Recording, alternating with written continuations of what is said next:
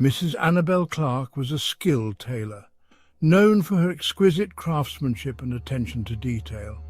Her clients are very loyal to her as a result of her professionalism and reliability. Annabelle's terror began with a faint whisper that she heard while working late in her shop. "Annabelle, this fabric is cursed," it said. She looked around, but the shop was empty. She tried to ignore it, but the voice persisted, growing louder with time. At first, Annabelle was perturbed and even became angry at some point. She was convinced that some young people were sneaking around and trying to harass her. She would rush to a window and open it quickly, looking around for the suspected kids, but she was never able to catch anyone. But after a couple of nights of this, Annabelle began to feel a cold presence in her shop, especially near the racks of old and rare fabrics near the back of her shop.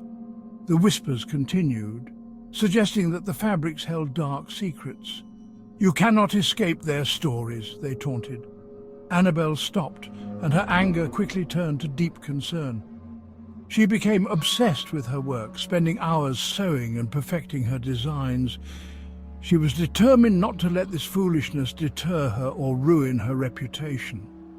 She started seeing ghostly figures in the shop, their faces gnarly and crazed. The whispers grew louder, haunting her every step. She began to have flashbacks to a time when she experienced a traumatizing event that she had never fully come to grips with. Years ago, Annabelle had made a wedding dress for a bride who tragically died on her wedding day. The memory of that incident had always haunted her, but now it seemed to blend with her current fears, making her question her craft and her sanity. A part of her felt some guilt for the bride's death. It was one of the few times in her career when she was not going to meet her deadline because of backlog.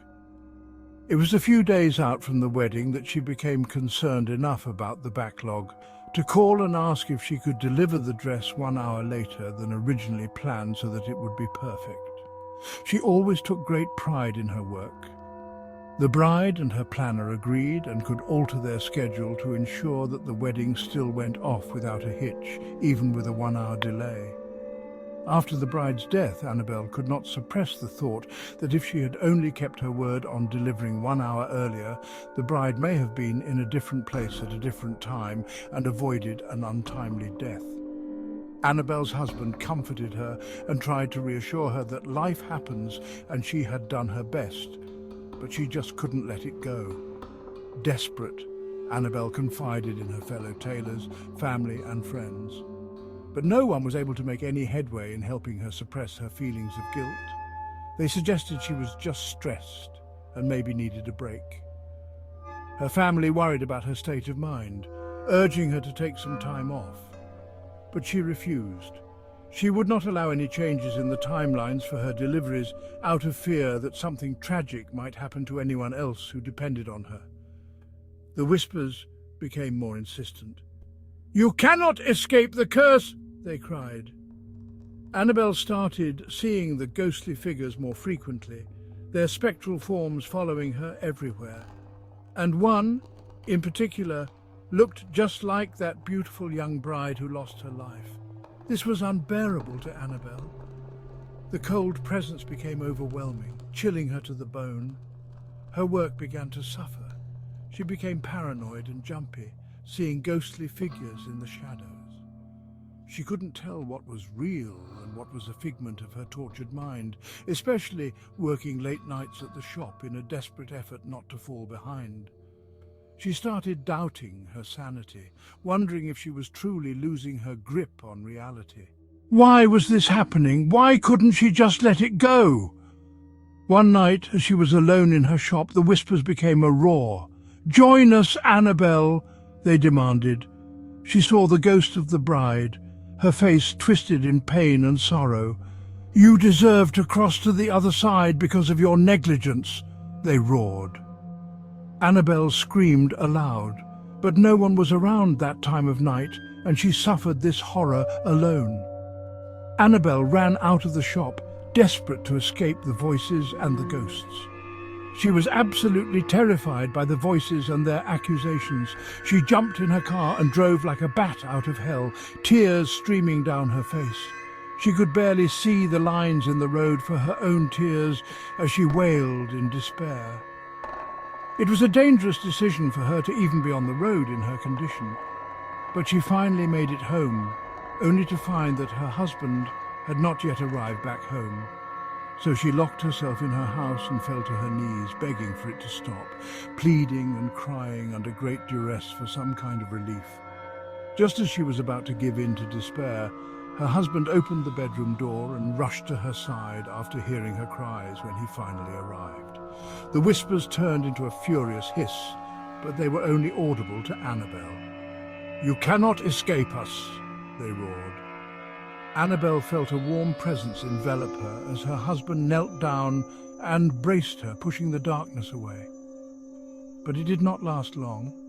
Despite his presence and reassurance, the ghosts drowned out his words of affirmation and absolutely decimated any comfort she had felt only moments before. An intense storm that felt like a freight train approached at breakneck speed, pounding the house with gale-force winds and rain like an enraged tiger.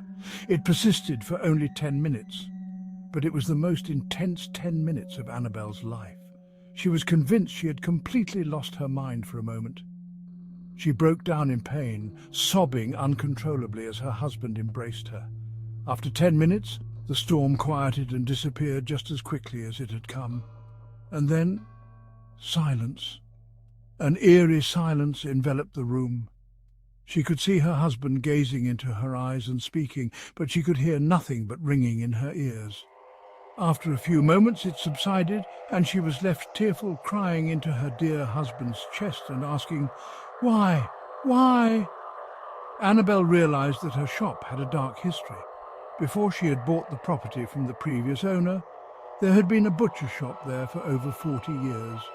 It was shut down after a tragic accident occurred when a worker got stuck in a meat-grinding machine and died a tragic death as his fellow employees and the owner watched on in horror.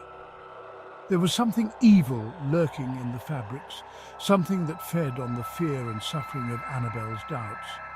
Annabelle decided to gather her fellow tailor friends and family in an effort to bring some sense of normalcy back to her business. She needed the support and found strength in each of their encouragement. She ultimately enjoyed 3 months of peace and productivity after finally experiencing some reprieve.